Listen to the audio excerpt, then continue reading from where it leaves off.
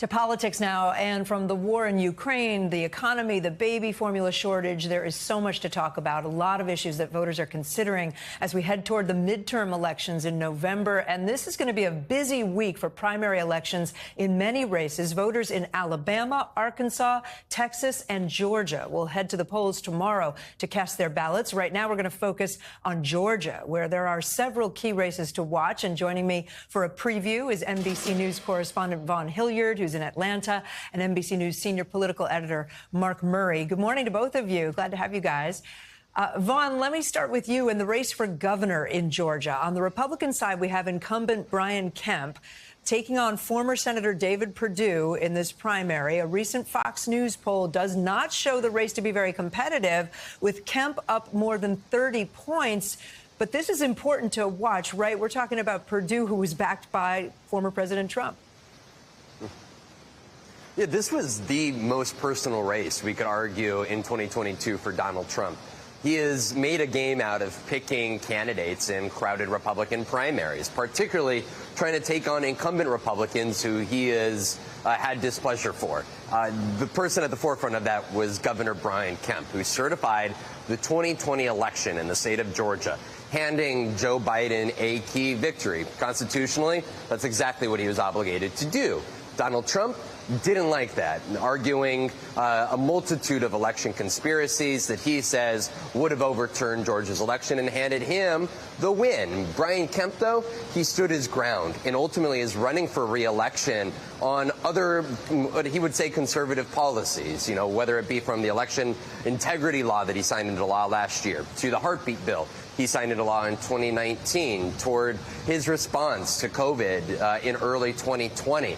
And on the other hand, you've got David Perdue, who has run his campaign almost entirely on the basis that Brian Kemp was wrong to have certified the 2020 election. You look at that polling where Georgia Republicans stand right now, it's clear that they're siding with Brian Kemp, and that is the direction they are most likely to go tomorrow. I asked David Perdue about that. He said that he may lose tomorrow, but he sure will not damn lose by 30 points. What ultimately does that mean for David Perdue? It's a big question mark for Donald Trump and his influence going forward, Kate. Mark, let's look at the GOP Senate primary now in Georgia. There's a large field of candidates, including a Trump-backed candidate there in that race. Tell us about the front runners. What can we expect there? Yeah, Kate, the front runner in that contest is Herschel Walker, the former college football and NFL running back, who in the same polling that we end up seeing Brian Kemp with a large lead, Herschel Walker also has a large lead. The field also includes people like Latham Sadler, a former Navy SEAL, as well as Gary Black, who's the state's agriculture commissioner. And if it is going to be, as expected, a Herschel Walker versus Raphael Warnock race, this is going to be one of the top Senate contests in November. Obviously, every single Senate contest will be important in the 50-50 U.S. Senate, where the Republicans just need to gain one seat to end up winning control. And we're all going to be focused on what is likely shaping up to be Herschel Walker versus Raphael Warnock. That's going to be interesting. Vaughn, we don't normally talk about Secretary of State races. They don't get a lot of attention, but they are in the spotlight in this midterm election. Georgia, in particular, one of the states that decided the race for the White House in 2020.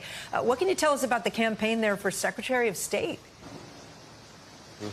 Exactly. Usually the Secretary of States are the ones who are running the elections, and we're calling up trying to track down how many ballots are left to be counted, what is voter turnout like, and yet here in 2022, their very races are at the forefront. Brad Raffensperger, he is the Secretary of State candidate whose race we are watching here in 2022.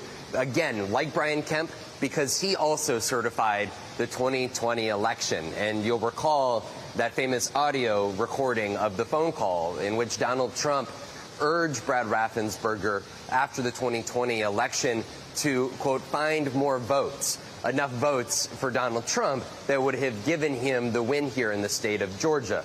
Brad Raffensperger, a Republican, received a lot of brushback nationally among Republicans, especially those aligned with Donald Trump, and that is what led the former president to endorse Jody Hice, a congressman here in Georgia. We expect this race to be closer here. But again, Jody Hice is one of those individuals who has propagated election conspiracies and would bring into question in the situation.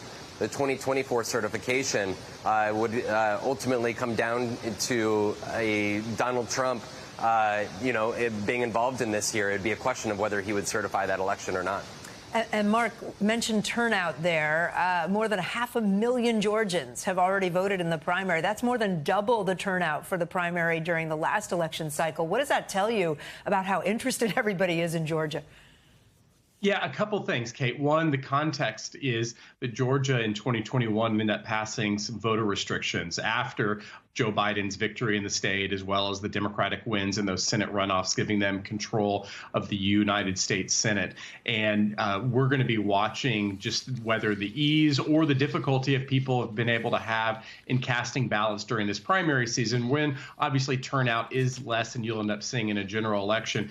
But the other thing, Kate, is that Georgia has just been so turbocharged with politics over the last 5 years. And whether it was the special election outside of Atlanta in the first year of Donald Trump's presidency, obviously that Stacey Abrams versus Brian Kemp race in 2018, the races of 2020, the runoffs of 2021, and then all of these other races that we're watching, Georgia voters have been very busy over the last 5 years. Yeah, that's for sure. Mark, Vaughn, thanks so much for getting up early on a Monday. Appreciate it.